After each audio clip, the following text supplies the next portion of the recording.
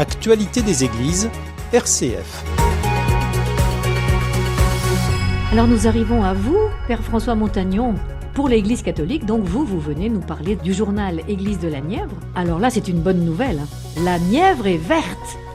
La photo était prise au mois de juin ou juillet.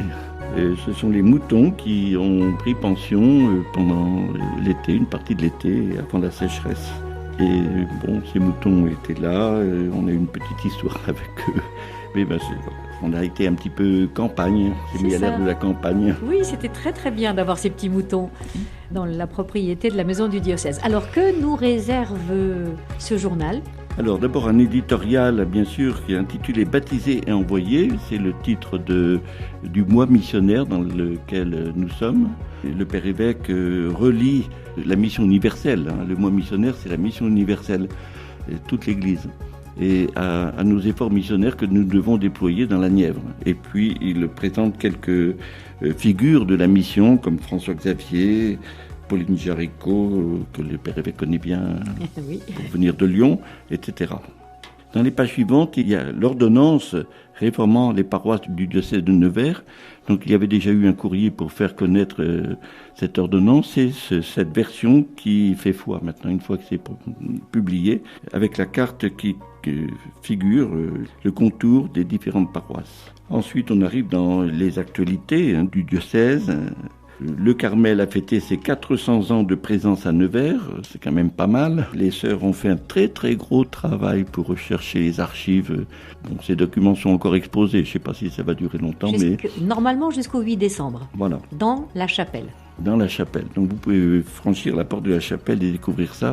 C'est vraiment très très très fouillé comme archives, etc. Ensuite, dans ce que nous appelons en bref, ce sont des comptes rendus un petit peu plus courts, le conseil épiscopal qui avait fait sa session de rentrée au monastère de l'Annonciate à Saint-Doulchard. Voilà, on a regardé un petit peu l'année passée et puis on a regardé les projets de l'année qui viennent de commencer. Ensuite, il y a une rencontre RCF. La réunion de rentrée, c'était très bien. Oui. Réunion de rentrée et le titre « Satisfaction sur tous les plans ». Voilà, c'est bien de lire des choses qui vont bien. La page d'à côté nous parle des scouts et guides de France, les caravelles, leurs vacances en Suisse et puis les activités de la rentrée pour le scoutisme, les guides de France. Dans la rubrique rencontre, nous faisons connaissance avec Gaëtan Honoré qui est directeur de l'école Sainte-Julite depuis septembre 2018. Ça permet de faire connaissance avec quelqu'un qu'on ne croise pas toujours. Voilà. Dans le Nevers, c'est bien. Un jeune directeur d'école. Tout à fait. Et on revient aux installations de nos différents curés. Ah oui, alors là, il y en a 2-3 pages. Et puis dans les numéros qui vont venir, il y en aura encore, puisque la dernière installation aura lieu le 3 novembre. Voilà. Donc ici, il y a à Chypre, la création de la paroisse Saint-François de Sales et l'installation du Père Geoffroy Revenot. Le même jour, le 8 septembre, la création de Notre Père en Morvan avec l'installation d'Arrocados. Et puis, on tourne la page, on trouve la création de Saint-Joseph entre Loire et Amogne et l'installation du Père Jean-Marie Diouf. Et enfin, la création de la paroisse La Sainte Famille avec l'installation du Père Joël Hurion. Donc, cette paroisse Sainte Famille, c'est sur Nevers, une des 3 paroisses de Nevers. Voilà, il faut lire, il y a des petits comptes rendus, on sait un petit peu comment c'était vécu. On sent que c'était des moments forts. Quelquefois, les curés ou les responsables ont voulu en faire une journée de rencontre de tous les paroissiens. En ce qui concerne RCF, nous suivons ces installations et je peux témoigner qu'on y sent un vrai frémissement d'une nouveauté. Il y a quelque chose de neuf. On sent que les nouveaux paroissiens, puisque c'est une nouvelle paroisse, sont maintenant en route. C'est ça. Donc ils sont désireux de prendre leur avenir en main et ça bouge. Bon, il y a encore beaucoup à faire et puis mais on va accompagner la mise en route. Ça va demander encore plusieurs mois. Et puis on arrive au dossier. Le dossier porte sur la création, car le mois d'octobre est traditionnellement le mois de la création. Et je peux même dire que c'est une approche œcuménique. C'est ça. Il y a eu des célébrations dans certains diocèses, une célébration œcuménique de la création. Voilà. C'est intitulé « Relever le défi du changement climatique ».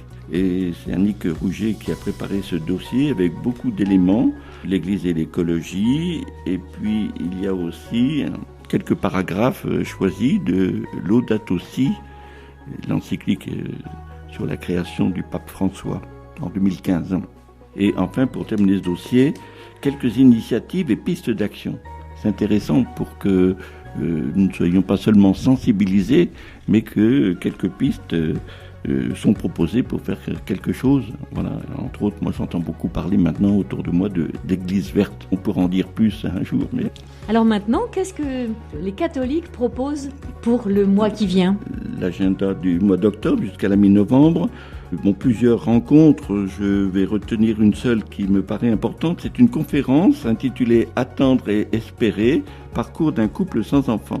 Donc par Olivier Matona et son épouse. C'est le vendredi 18 à la maison du diocèse à 20h30. Voilà, puis il faudra découvrir d'autres rencontres, en particulier le calendrier de l'Espace Bernadette, avec des rencontres propres à l'Espace Bernadette. Et puis des temps forts spirituels comme la connaissance de Saint-Benoît. Frère Guillaume de la Pierre-Quivire, les un 12... bénédictin qui nous parle de Saint-Benoît. C'est ça. Donc il est autorisé pour nous parler de ça. C'est les 12 et 13 octobre, voilà. Le 26, samedi 26 octobre, la récollection Cénacle avec le Père Geoffroy de Montpellier. C'est une première, c'est dans le cadre de sa responsabilité de la nouvelle évangélisation. Et c'est à l'Espace Bernadette toute la journée de 9h30 à 16h30. Et à la fin du mois d'octobre, le dimanche 27, la fête des peuples ici à la maison du diocèse à partir de 14h. À noter quelques petites indications. Je souligne que nous avons mis les dates limites pour faire parvenir à la rédaction les articles du mois de novembre. Donc il faut que les articles arrivent avant le 10 octobre. Et pour l'édition de décembre, la date limite le 13 novembre. Pour le numéro de janvier, date limite le 12 décembre. Et puis enfin la rubrique « Et Dieu vit que cela était bon ». Un petit clin d'œil que nous propose Jean Cassier de Cercy-la-Tour. Et on tourne la page et on a les deux rubriques habituelles de fin de numéro. La rubrique « Découvrir ». Fabienne Savageol nous propose de découvrir la chapelle Sainte-Catherine de Bois-Château. C'est sur la commune de Billy-Chevannes. C'est le sommet des Amognes, mais c'est pas très haut. Et ensuite, la rubrique écoute. Et ici, on a mis de grands extraits d'une note de Monseigneur Pierre d'Ornelas, intitulée « De l'assistance médicale à la procréation, quelles conséquences ?» Donc, c'est l'actualité en ce moment dans notre pays sur la révision des lois éthiques. Et bien entendu, on termine par une belle page sur la création qui vient de Saint François d'Assise. Qui est connue et qui mérite d'être reprise et d'être priée à nouveau en découvrant ce qu'est notre création aujourd'hui, ce qu'elle est, ce qu'elle devient. Merci à chacun d'entre vous pour toutes ces annonces et toutes ces informations pour vos différentes communautés paroissiales. C'est le moment de vous dire au revoir, chers auditeurs. À bientôt. Au revoir. Au revoir. Merci. Que Dieu vous bénisse. Au revoir et à bientôt le mois prochain.